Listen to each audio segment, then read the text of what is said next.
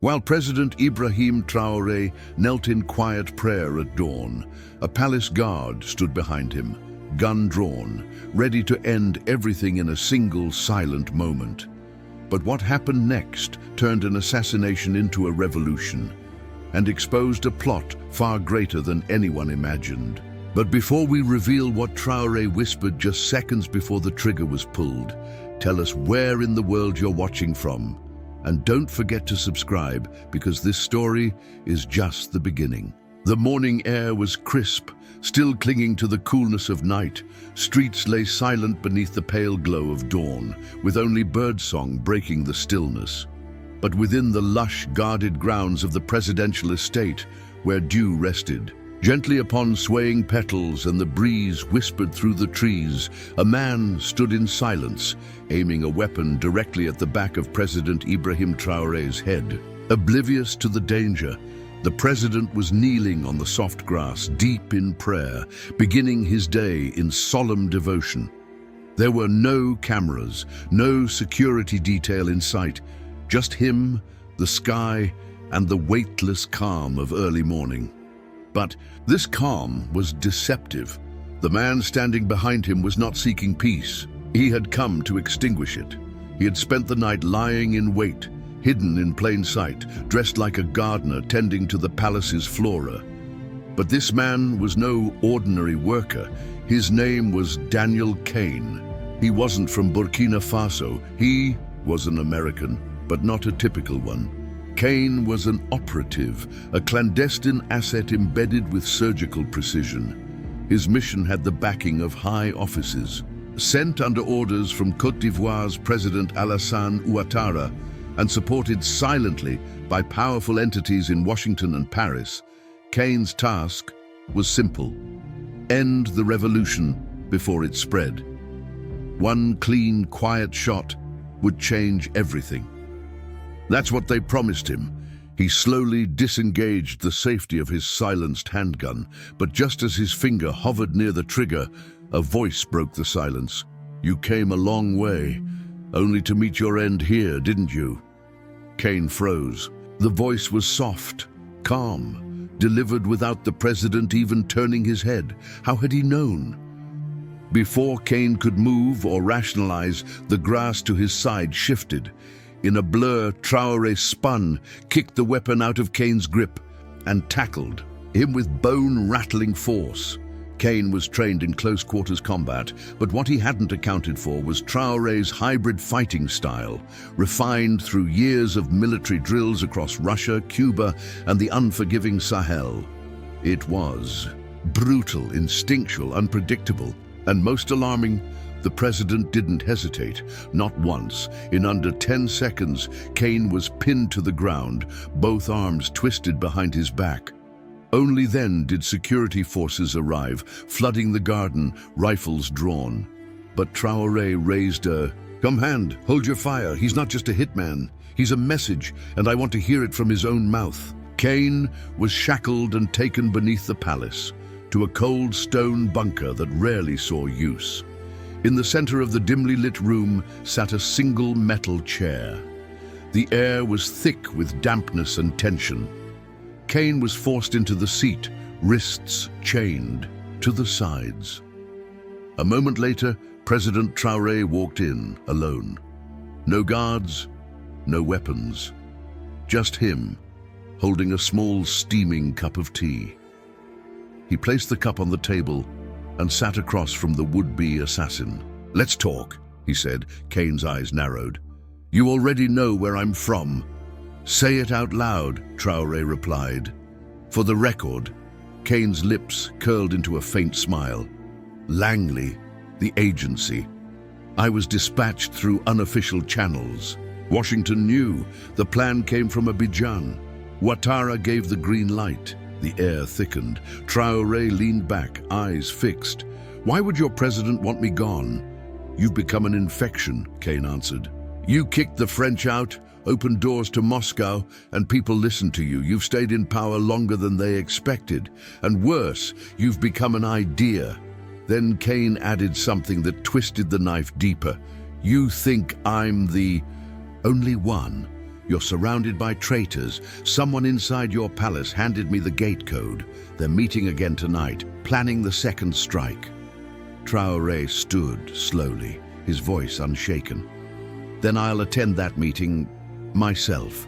Kane chuckled. "They'll smell a trap." "So will I," Traoré said. That night calm settled over the palace like a blanket. Guards manned their stations. Lights glowed behind curtained windows. Everything appeared ordinary. But beneath the surface, war had already begun. The president had vanished from his chambers. Disguised in a soldier's uniform, a cap pulled low and a scarf masking his face. He moved like a shadow. Only 3 people in the entire palace knew his location. Earlier that evening, after Kane's chilling revelation, Traoré had made a silent decision. Let them believe he was asleep. Let them believe he was afraid. He would walk into that meeting and look treachery in the face. At 11:37 p.m., inside a dusty storage room beneath the palace kitchen, 7 men had gathered. Among them, military officers, a civilian aide, and one in a white doctor's coat. They spoke in hushed tones, huddled around a tablet. One of them read aloud, "Ivory Flame, Phase 2. Backup operatives are positioned." A young officer named Lieutenant Beau shifted uneasily. "What if he finds out?" The man in the coat scoffed. "He's probably dead by now. The poison was slow-acting. He never saw it coming." But what they didn't know, Traoré was already outside the door. He had planted a listening device earlier, but he wasn't satisfied with audio. He wanted faces. The door creaked open. The room stilled. A soldier stepped inside, silent, anonymous, until he spoke. "You sound like men," he said, voice clear. "But you plan like vermin." They turned in shock. One reached for his weapon. Traoré had already drawn his. "Move, and this meeting ends in blood." Panic flashed in their eyes. The doctor stammered, "How did you—" "You laced my tea," Traoré said. "But I never touched it. You sent a foreign killer." But he confessed. "Now you want to ignite something called Ivory Flame? Allow me to douse it." At that moment, pounding boots echoed from the hall. The door burst open. The Red Lions stormed in, Traoré's elite covert unit. Each man was dragged out in silence, their expressions broken. But as the doctor was restrained, he muttered something ominous.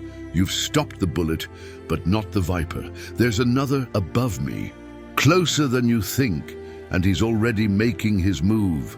Traoré's expression stayed neutral, but inside adrenaline surged. He leaned in. "Who?" The doctor grinned through the blood. "Someone you trust." The following morning, grey clouds hovered low over Ouagadougou. It didn't rain, but the sky felt heavy. Traoré sat alone in his office. The captured faces from the night before spread before him.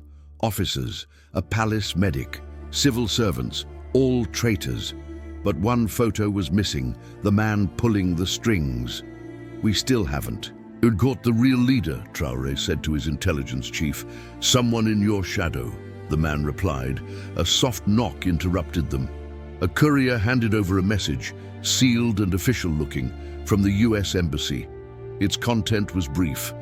"Washington disavows the actions of Daniel Kane. The agent acted independently. We request a private dialogue to prevent further escalation." Traoré stared at the screen. The tone was wrong, the language too sterile, the formatting off. He turned to his top cyber officer. "Is this authentic?" The man hesitated. "It came through a legitimate channel, but the signal's origin isn't American." "Then where?" The officer paused. "A private network, Côte d'Ivoire." Traoré stood up. The lie was spreading. They weren't just denying, they were erasing. Quietly, surgically, but he wouldn't allow it. At that same moment, elsewhere in the palace, another man was moving quietly. His uniform bore stars. His steps commanded respect. He greeted each guard with warm familiarity. None stopped him. General Yakuba Dio had been loyal across 3 administrations. He trained half the soldiers in the capital. Traoré had once called him the backbone of their defense. No one knew Dio had flipped. He walked into a secure room near the palace's communications hub, opened a locked case marked as medical supplies, and withdrew a covert satellite transmitter. His fingers typed rapidly. Message: all targets exposed. Only Traoré remains, awaiting final authorization. He hit send. A red light blinked, then a voice crackled from the device. You're late, General. He already knows. Dio's blood drained from his face. He turned. President Traoré stood in the doorway. We intercepted your signal days ago, Traoré said. We traced every call, monitored every whisper. Even the Americans didn't realize how far you'd fall. Dio reached for his pistol. Before his hand touched it, a red lion smashed through the window, pinning him against the wall. You trained soldiers, Traoré said, walking forward, but forgot that loyalty cannot be drilled. Why? He asked. Was it money? Dio gave a tired smirk. Not greed, fear. They told me if I didn't help, Burkina Faso would burn. Traoré's stare turned steel. Then let them bring fire. We'll answer with thunder. As Dio was hauled away, Traoré turned to his inner circle. Prepare the airbase. We're going to Côte d'Ivoire. This time it wouldn't be war. It would be a warning. The sun hung high over the dusty Sahel horizon, casting elongated shadows along the cracked roads of Burkina Faso. Without ceremony or fanfare, a black SUV, inconspicuous and stripped of any flags or markings, rolled southward, weaving through quiet stretches of land. Inside the vehicle sat President Ibrahim Traoré, flanked by 4 trusted members of the Red Lions, each dressed in civilian clothing, eyes alert, expressions unreadable. There were no sirens, no escorts. This wasn't a state visit. It was a mission cloaked in silence.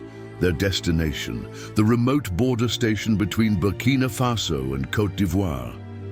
But they weren't going to initiate combat. Not yet. This was a move of strategic intent, a personal appearance to deliver a message before the next storm could be unleashed. Roughly 3 hours into the drive, the convoy approached an abandoned checkpoint at the edge of national territory. Rusted. Signs creaked in the breeze. The area was deserted, except for 2 armored vehicles parked nearby. From one of them stepped out General Kawasi, a high-ranking officer under Ivorian President Alassane Ouattara. He didn't show warmth. His expression was sharp, almost insulted at the surprise appearance. You arrive on foreign soil without notice, Kawasi said curtly as Traoré exited the SUV. That could be interpreted as an act of hostility. Traoré didn't flinch. He handed a brown folder to the general. Consider this a courtesy. Kawasi opened the folder, flipping through its contents with quick, skeptical fingers. Inside were satellite captures of unauthorized training camps along the border. Audio snippets of conversations intercepted from Daniel Kane's equipment and flight. Manifests detailing the arrival of mercenary forces, some even landing from the Sahel under false clearance.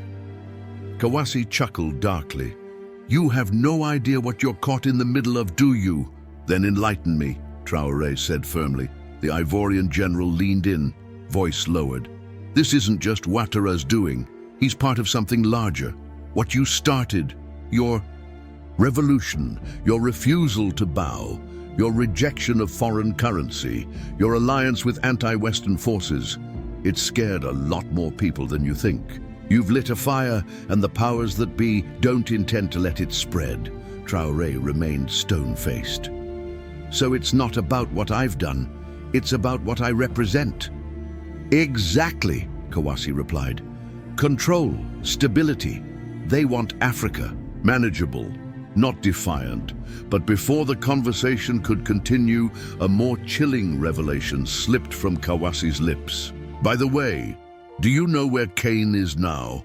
Traoré raised a brow. In a secured holding cell under the palace. Kawasi shook his head, eyes gleaming with something between pity and contempt. Not anymore. He escaped.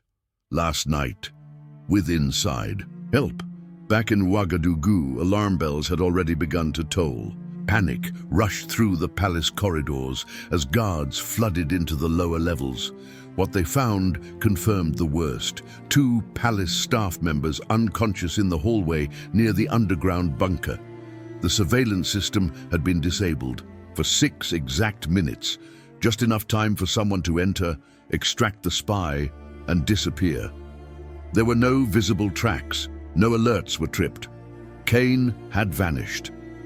But he hadn't gone far. Traoré's intelligence chief called him immediately, voice shaking. "Sir, Kane is gone. Someone from inside helped him vanish." Traoré took a breath. He turned to General Kawasi and said coldly, "Then this game of whispers ends here. No more hiding, no more diplomacy. From now on, we fight in the open." He returned to the SUV, leaving Kawasi behind without another word. Just before getting in, he looked back and added one final statement. "I'm not scared of what lurks in the dark.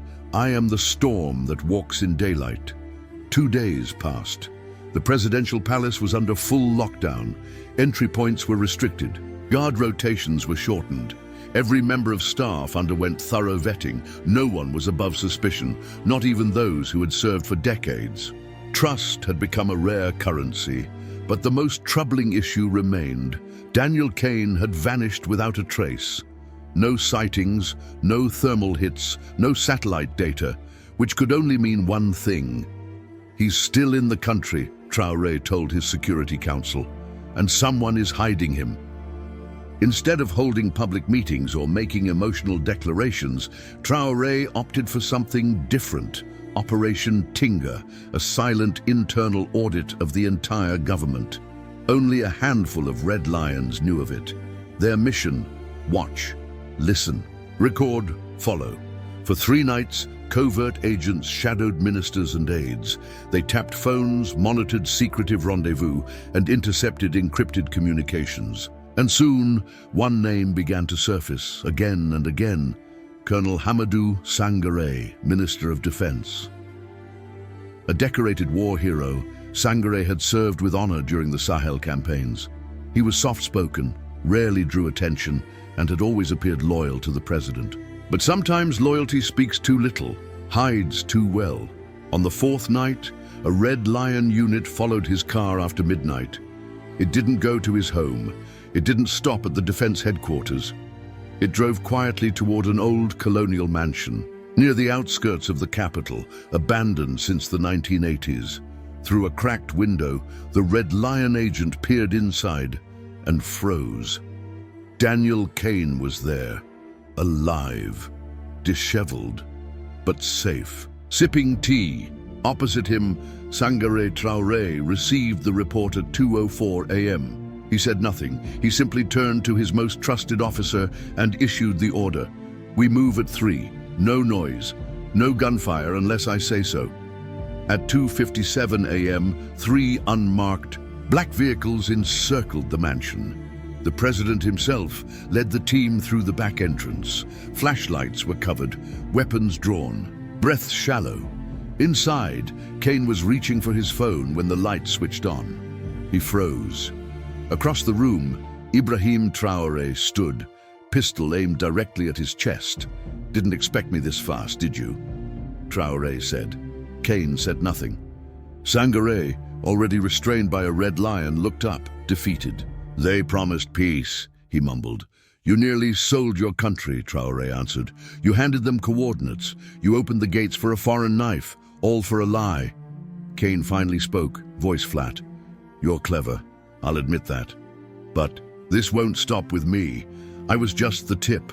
There are more, inside your walls, beyond your borders. You're only delaying what's already in motion." Traoré leaned closer. "Then I'll delay it with fire, and bury it before it reaches our soil." As Kane and Sangaré were removed from the property in silence, the team found one final piece of evidence. On the table near Kane's seat, a map, a detailed printout showing military installations across Burkina Faso, Niger, Mali, and Ghana. Labeled points included telecom towers, gold mines, and media hubs. At the top, a corporate logo from a private American defense contractor. At the bottom, 3 chilling words: Phase 3, Regional Stabilization. Traoré stared at the document. "This was never just about Burkina Faso," he said quietly. "They're reshaping the continent, and this is only the beginning." He turned toward his command team. "Contact our neighbors. I want Mali and Niger in the war room, tonight." That evening, in the capital's highest security military facility, 3 flags were raised side by side. One for Burkina Faso, one for Mali, one for Niger. Inside the war room, President Traoré stood flanked by a high-ranking officer from each allied country. For the first time in decades, 3 governments were speaking as one.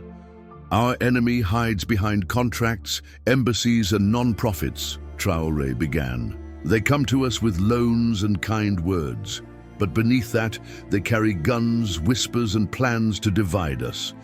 Today, we stop being pieces. We become the board." He tapped a tablet.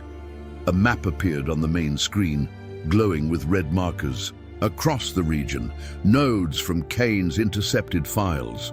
Some were near national capitals, others in remote jungles, but each represented a foothold of foreign control. "This ends tonight," he said. He then initiated Operation Dignity, a secret coordinated campaign to seize and dismantle foreign surveillance posts, intercept financial assets linked to destabilization projects, and expose military contractors operating under false covers across West Africa. But one final matter remained unresolved: Kane. He had been placed in a fortified subterranean cell beneath the palace. No windows, triple-layered locks, monitored hourly. This time he wasn't cocky, he wasn't smiling. When Traoré entered the chamber, Kane rose to his feet. "Back again?" he asked. Traoré nodded. "One last time." Kane's eyes were weary.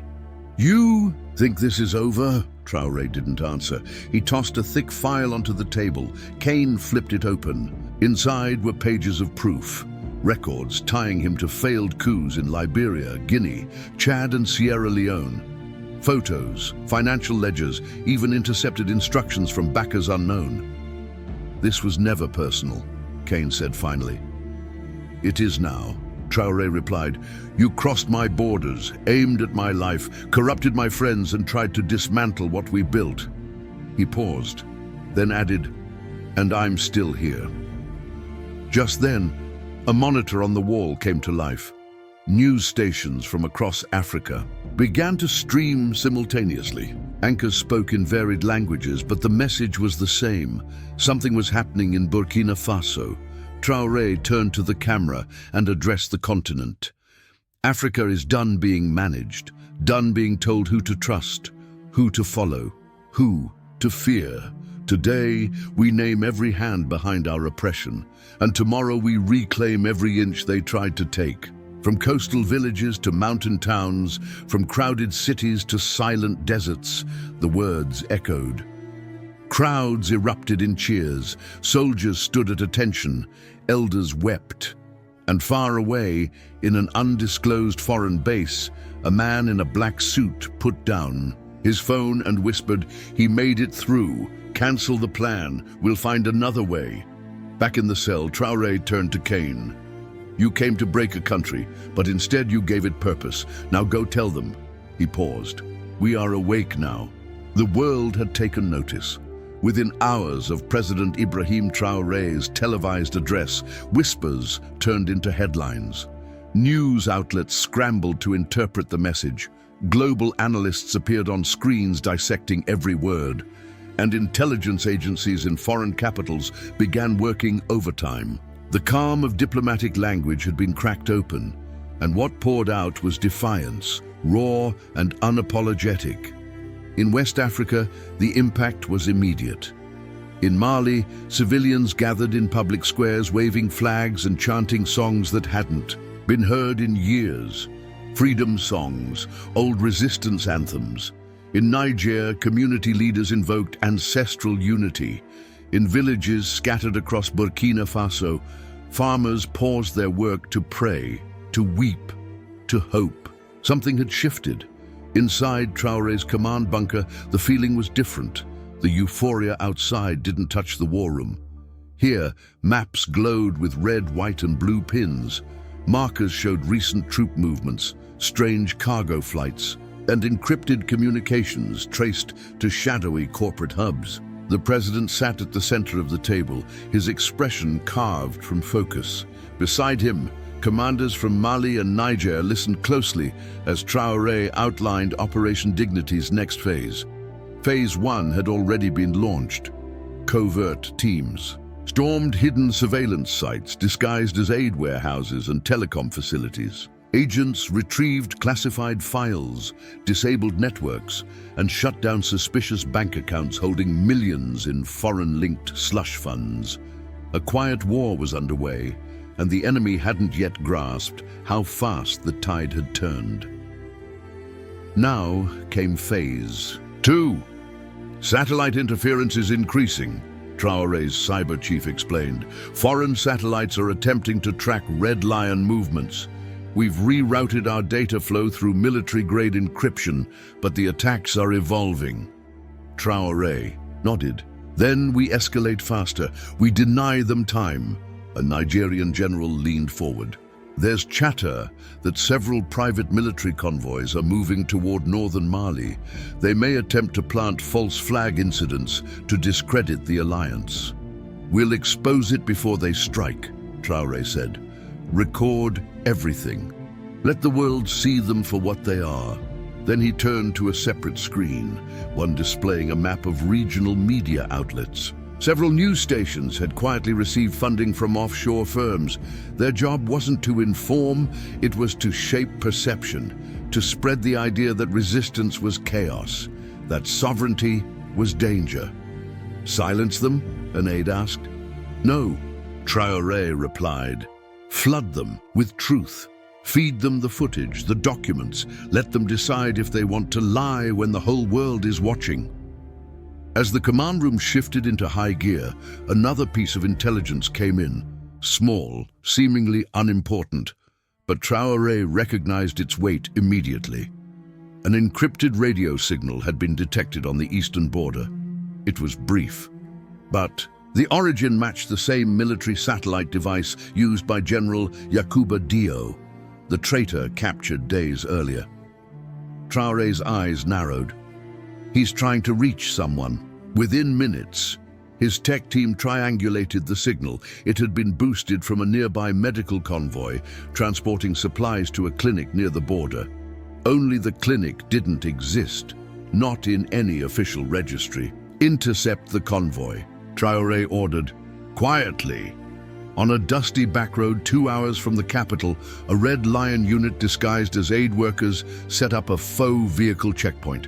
As the convoy approached, 2 unmarked trucks and a security van, they waved them down, with convincing concern. The drivers, dressed in neutral gray, hesitated but complied. Inside the van, behind a false wall, they found it. A miniature command center, screens, satellite uplinks, biometric scanners, and a single figure hunched over a console. Daniel Kane, he, was back in contact. Captured again, Kane was dragged from the van. This time he didn't resist. His expression was resigned, eyes hollow. They transported him directly to the underground interrogation wing, where Traoré awaited in silence. As the door closed, the president stepped forward. Twice, he said. You were removed. Twice you reappeared. Kane looked up. You're wasting your time. I've learned to be patient, Traoré replied, especially with snakes. Kane's voice was quieter now, less defiant. You don't understand. What's coming isn't a campaign. It's an engine. With or without me, it keeps turning. Then I'll jam the gears. Kane exhaled slowly. They're preparing a new front. Coastal operations. Guinea. Ghana. You won't be able to contain. That's not for you to decide. Traoré handed him a tablet. On the screen, grainy footage of a captured planning session in Accra, foreign consultants briefing local officers about peace enforcement strategies. Translation: an upcoming coup. Kane frowned.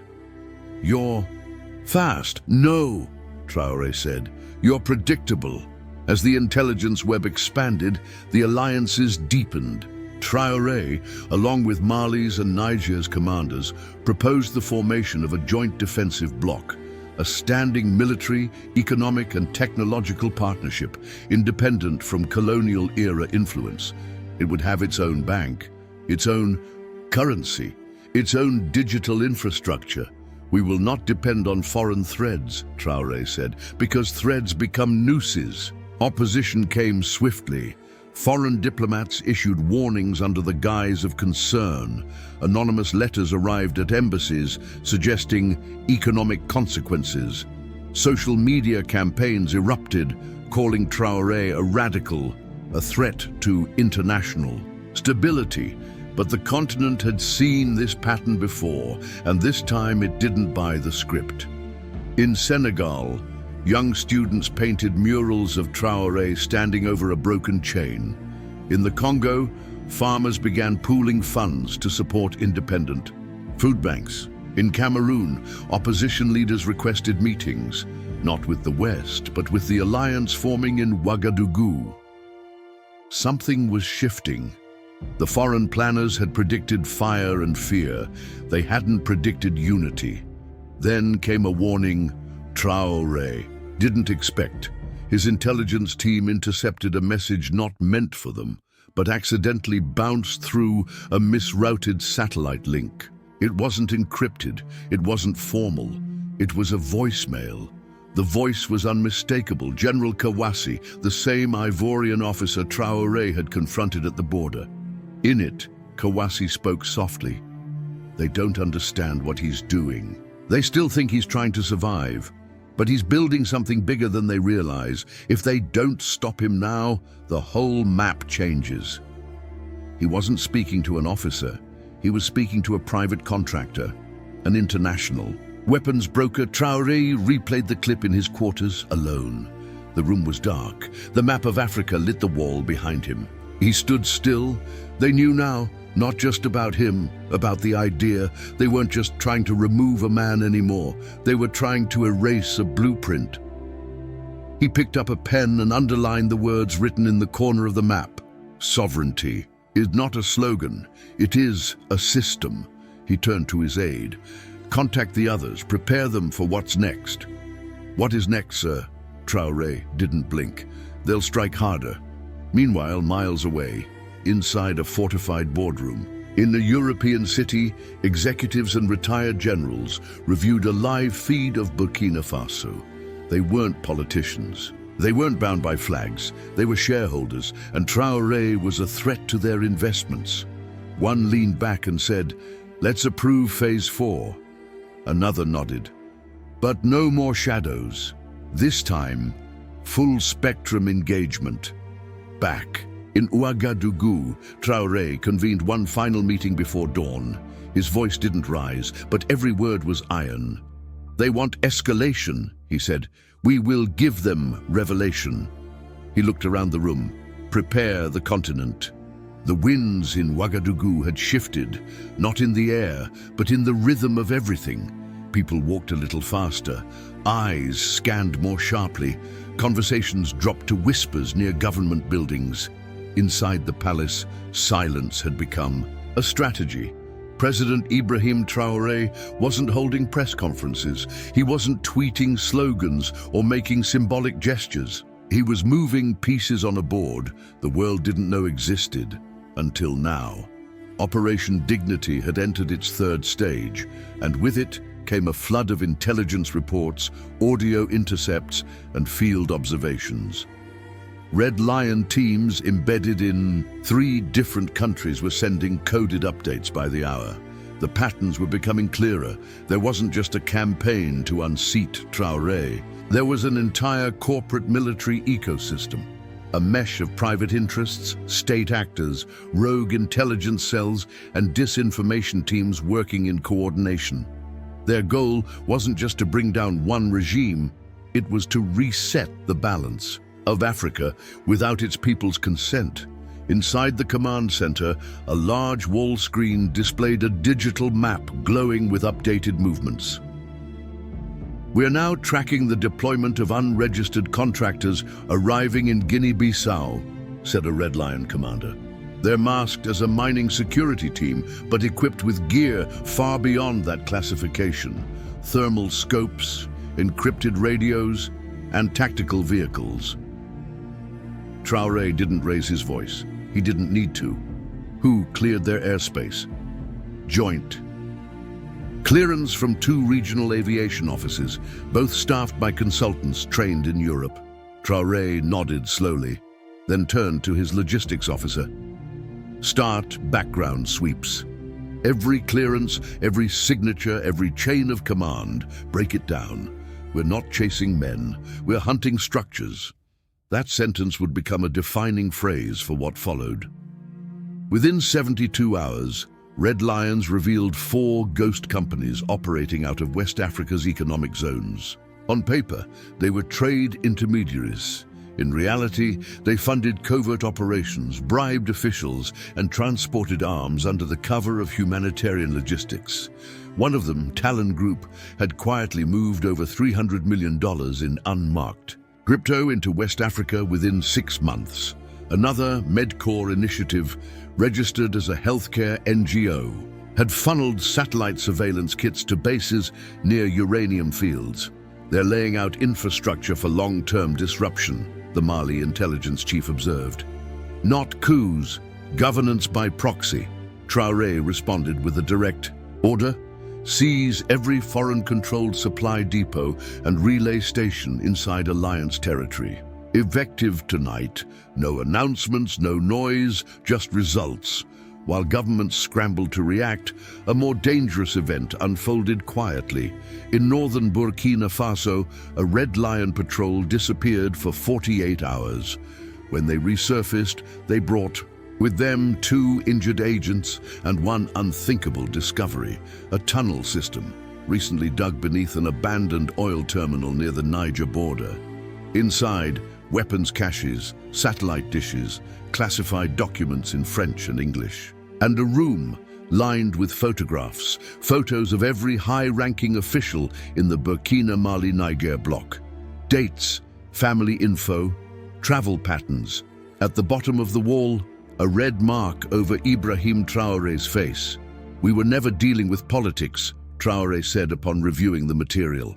"We're up against foreign-engineered regime replacement. The world had seen similar operations: Libya, Syria, even Venezuela. But now it was here. West Africa had become the new chessboard, and Traoré had just flipped it over. The palace went into blackout mode. Every internal communication was rerouted through analog lines, only voice, no digital files. The fewer signals, the fewer footprints. Ministers were no longer allowed to carry personal phones inside the walls. Even long-trusted staff had to submit to random location tracking, but the pressure outside was intensifying. Global headlines called Traoré erratic. Think tanks released reports labeling his alliances a growing instability vector. One Western diplomat warned of consequences for obstructionist posturing. And yet, inside the continent, the tide surged toward him. Young African coders began building encrypted apps that didn't rely on European servers. Engineers in Mali repurposed old satellite dishes to create independent radio networks. Even artists joined the cause. Graffiti in Dakar read, "The future speaks Moura." The message was clear. The revolution wasn't just surviving, it was spreading. Then came a brutal response. At 2:46 a.m. one morning, 2 synchronized cyber attacks were launched. One targeting Mali's military server banks, the other aimed at Burkina Faso's energy grid. They almost succeeded. For 8 minutes, entire districts of Ouagadougou lost power. Hospitals scrambled. Security systems failed. Even parts of the Red Lion's own surveillance grid were temporarily blinded.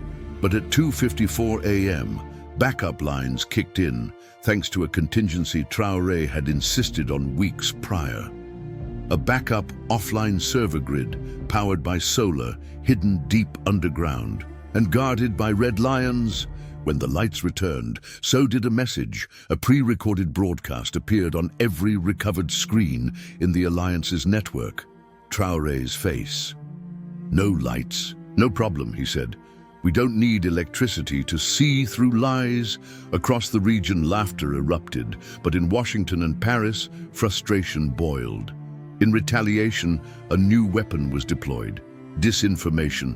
Dozens of social media accounts began sharing fabricated footage showing Traoré's soldiers abusing civilians. The videos were convincing, until independent African media debunked them, showing mismatched timestamps and edited metadata. Next came a leaked report, claiming Traoré planned to become president for life. Traoré laughed when he read it. He called a private meeting with only 5 people in the room: 3 generals, 1 judge, and a teacher from the countryside. "When this is over," he said, "I want you to design the elections. Fair, open, uncontrolled. That's how we win permanently, by letting the people speak louder than the bullets." As the weeks unfolded, so did deeper betrayals. 2 Red Lion operatives vanished. They weren't captured, they defected. One left behind a note in his quarters. "We don't believe in ghosts, but we believe in power." Traoré kept the note on his desk to remind himself this wasn't about belief, it was about pressure. A sudden message from Niger shocked the Alliance. A military base in Tillabéri province had intercepted a foreign aircraft landing in the desert. No clearance, no call. Sign. When they approached, the crew lit the plane on fire and vanished into the sands. Left behind was a crate filled with hard drives. One of them contained a presentation labeled Post-Transition Governance Recommendations, detailing how to install a new president in Burkina Faso, complete with timelines and media narrative suggestions. Traoré stared at the slides in silence. Then he turned to his tech commander. "Broadcast this to every university in Africa. Let the students know what kind of future they're fighting against." By now, African diaspora communities around the globe had mobilized. Protests erupted outside embassies in Paris, London, and New York. Flags of Burkina Faso flew in Brooklyn and Brixton. Students held sit-ins. Professors wrote op-eds.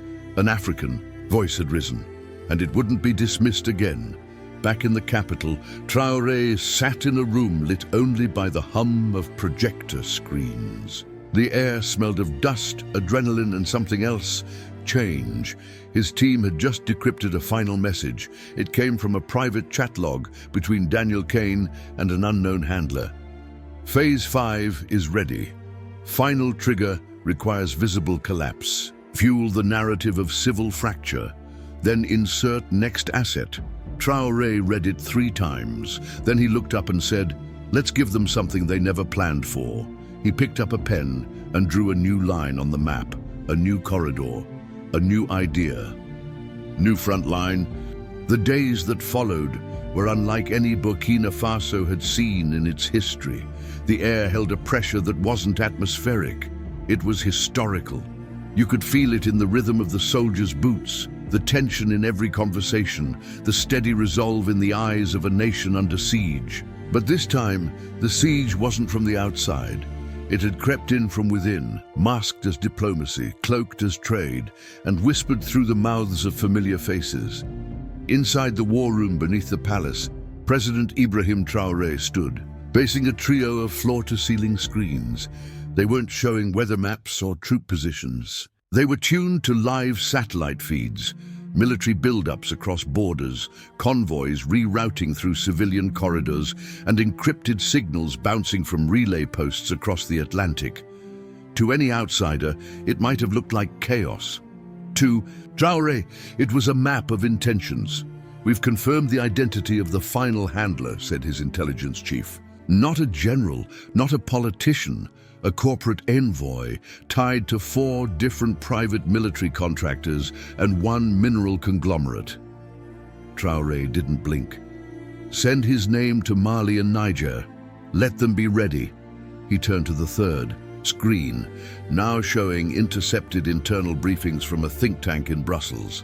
The files labeled Burkina Faso's new alliance as a destabilizing tribal confederation. One report warned that, if left unchecked, it could inspire widespread nationalist movements across the continent. That's the fear, Traoré said aloud. Not the guns, not the speeches, but the inspiration. It was time to take the inspiration global. That night, Traoré sat down for an unannounced live broadcast, streamed simultaneously on African satellites, independent YouTube networks, WhatsApp groups, and even university lecture halls. He wore a plain black jacket. No medals, no flags. Behind him, a bare stone wall. His words were simple.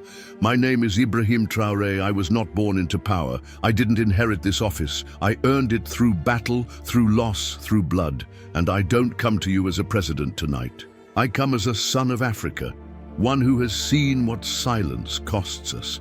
He spoke of false independence, of economic manipulation, master's aid, of journalists bribed, of institutions infiltrated. He spoke of spies in uniforms, weapons hidden behind medicine, and traitors posing as advisors. They don't want to destroy us with bombs. They want to fracture us with stories about who we are, what we're worth, what we should accept. He paused. But today we reject their stories. We write our own. The continent lit up. From Kigali to Kinshasa, from Bamako to Banjul, the words echoed in dorm rooms, on radios, in village halls, and somewhere in a boardroom in Geneva, a man in a navy blue suit smashed a tablet against the wall. But the enemy was not finished. As Traoré had predicted, they launched Phase 5, an accelerated operation meant to collapse the alliance by triggering internal discord. Fake documents were released, alleging corruption among Red Lion officers. Deepfakes were pushed online, showing supposed betrayal from Mali's commanders. A sudden riot broke out in Niger's southern province, suspiciously well-equipped and seemingly organized within hours. But this time, the alliance was ready. Within 24 hours, every claim was debunked in real time. Whistleblowers who had once stayed silent began stepping forward. Former operatives leaked files showing where the footage had been staged and who had paid for it. Even private contractors began turning, offering immunity in exchange for exposing the networks that hired them. It wasn't just a counter-strike, it was a counter-narrative, and it was winning. Meanwhile, inside Traoré's palace, something was happening behind closed doors. Something even his closest aides weren't fully aware of. He was preparing the next generation. In a hidden training facility just outside Ouagadougou, dozens of hand-picked students, young scientists, coders, engineers, historians, linguists, were undergoing a crash course in nation building. Not just governance, but cyber defense, independent education systems, regional diplomacy, and cultural preservation. We don't just need soldiers, Traoré told them. We need architects of sovereignty. He handed out hard drives to each student, containing files on economic warfare, psychological operations, and resilience strategies from across global history. Read them, then build better. But the biggest surprise was still to come. On the first Sunday of the next month, a summit was held, not in New York, not in Brussels, not in Addis Ababa, but in Ouagadougou. Delegates from 17 African countries, many unofficial, many coming at great personal risk, arrived quietly under heavy security. They met in a converted warehouse, stripped of luxury, filled with only chairs, projectors, and strategy boards. The summit had one rule: no external observers, no French, no American, no UN oversight, just Africa. For 3 days, they spoke in dozens of languages, And by the end, a document was signed, one the world would learn about only days later. The Ouagadougou Declaration. It was a promise to form an independent continental intelligence network, a collective defense mechanism, a youth innovation fund, and a continent-wide media trust. But more importantly, it was a pledge to no longer wait for permission. On the fifth day, as Traoré returned to the palace, a final security alert arrived. Drone had breached Burkina airspace from a direction that was supposed to be friendly territory. It was intercepted 20 kilometers before the capital. When the wreckage was recovered, what they found stunned them. Inside the drone was a container filled with chemical trace materials, non-lethal but designed to simulate a biological threat, enough to justify foreign intervention under the guise of a health emergency. It was the last straw. Traoré walked back into his war room and ordered Operation Mawimbi, Swahili for the wave. It was a diplomatic offensive like no other. Africa's ambassadors in foreign countries were ordered to deliver packages directly to parliaments and congresses. Inside, detailed proof of covert interference, named operatives, GPS logs, even bank wires. The message: we are not your client states, we are not your colonies, we are watching. The world went quiet. There were no more open condemnations, no more cyber attacks, just silence. And in that silence, something extraordinary happened. The African Union, long criticized for its slow pace and bureaucracy, made an unprecedented move. It issued an emergency resolution backing Burkina Faso's right to defensive sovereignty and formally condemned external destabilization campaigns. For once, the words were direct, and for once, they were followed by action. Meanwhile, in a hidden bunker far away from the capital, Daniel Kane sat in a chair, not chained, not beaten, just still. Traoré entered alone. "You survived," Kane said. "So did my people." Kane looked up. "You were never the target, not really. It was the idea." "And that," Traoré said, "is exactly why you failed." Kane leaned back. "They'll try again." Traoré nodded. "Then we'll be waiting." In the final hours of that month, as the sun dipped below the Sahel skyline, President Traoré stood on a balcony overlooking the city. Children played soccer in the streets below. Vendors sold roasted corn. The world kept spinning, but something was different now. A whisper had become a voice, and the voice had become a movement. He held no script in his hand, no weapon, no proclamation, just a quiet certainty. Behind him, the continent was waking up, and this time, it would not sleep again.